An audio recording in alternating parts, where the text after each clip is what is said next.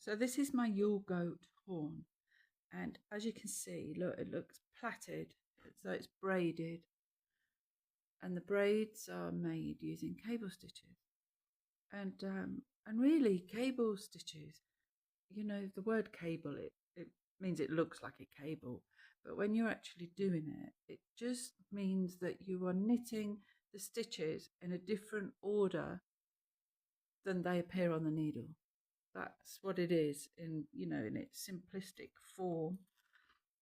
And the pattern says that you need a cable needle, and I always just use a double pointed needle, and this is one that I use for sock making. And yeah, it's just a double pointed needle, so it just means there's a point on both ends, because you need to slide the stitches on one way and then knit them off the other end, so you need points on both ends. And it might seem scary and daunting. You think you're going to lose your stitches, but you're not. It's it's fine. It's fine. So I'm just going to show you the pattern for these stitches. I've got a couple of repeats left to do. So first, it's always best to get the yarn off the ball before you begin, because you know, if your hand is having to pull the yarn and make the stitches, it affects the tension. So pull some yarn off first. You know, balls of wool, they're not balls really, are they, anymore? They don't roll freely like a hand wound ball. You know, they kind of sit on one side. You have to give them a bit of a tug. So I like to get some yarn off first so that it doesn't affect my tension when I'm knitting. Right, so knit 2. And now comes the first of the cable stitches, and it's cable 6 forward. So you take the first 3 stitches onto the cable needle. There they are, they're on the cable needle, and that's what the C stands for, cable. And then the 6 is how many stitches it affects. So it's affecting 6 stitches, and the F means forward, so you have to hold the stitches in front of the work. And here I like to stab it into my knitting that's already there, and that holds that needle for me. It's not going anywhere and the stitches won't slide off. And now you knit the next 3 stitches just ordinary like you normally would. It's a bit awkward because there's a big needle sticking up, but you just knit the 3 stitches. See, so that's affected the order that you've knitted them in. And now we knit the next 3 stitches off this needle. So bring the needle round. It's better if you can keep the work looser, because the twist in the knitting makes it a bit tighter. And then you knit those 3. We don't need the cable needle again for a while. And then we knit to the end.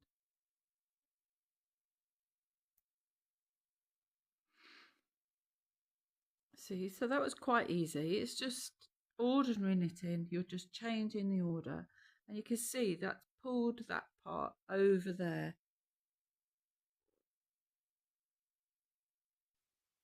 And all the return rows are purled. Super easy.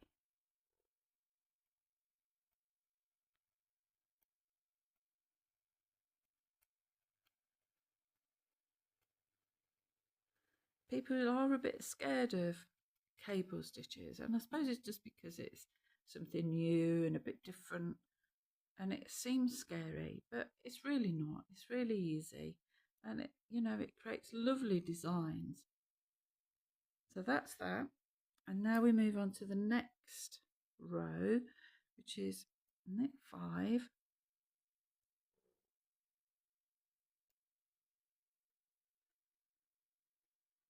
And then it's cable 6 back.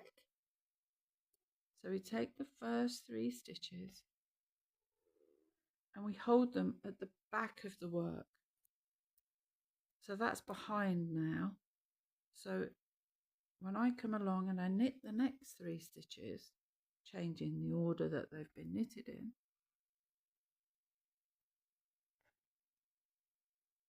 It pulls it across in front of those 3 stitches, and then you knit those 3.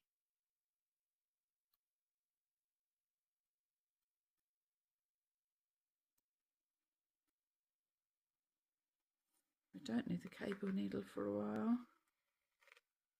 Knit to the end. And those 4 rows have done this part and this part to create, you know, another part of the braid.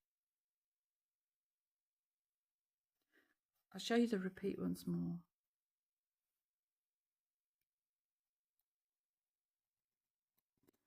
So purl the return rows.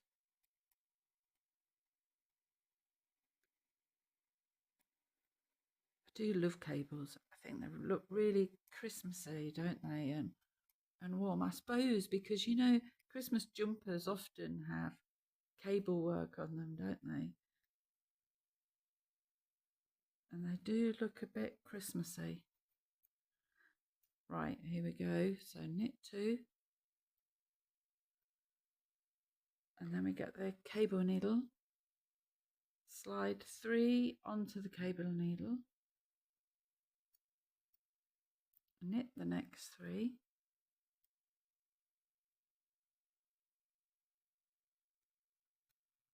And then knit the ones on the cable needle.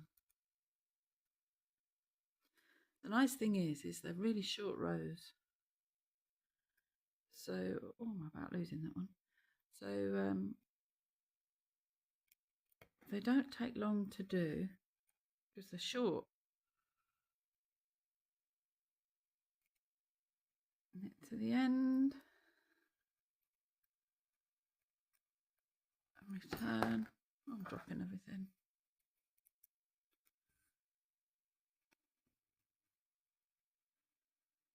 You know, so if the cable on this pattern is putting you off knitting the tea cosy, you could have a little go before, you know. I'll write these 4 rows on in the comments down below, and then you could have a little try before you buy, you know, and see how you get on with the cabling, because there's only this little bit of cabling on his horns and on his tail, and they're it's the same stitches. Knit 5, then it's the cable. So you take 3 stitches, hold them at the back of the work this time, knit the next 3,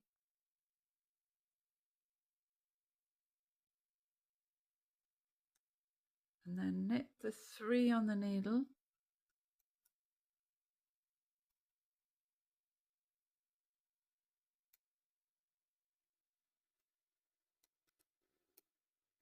and knit to the end.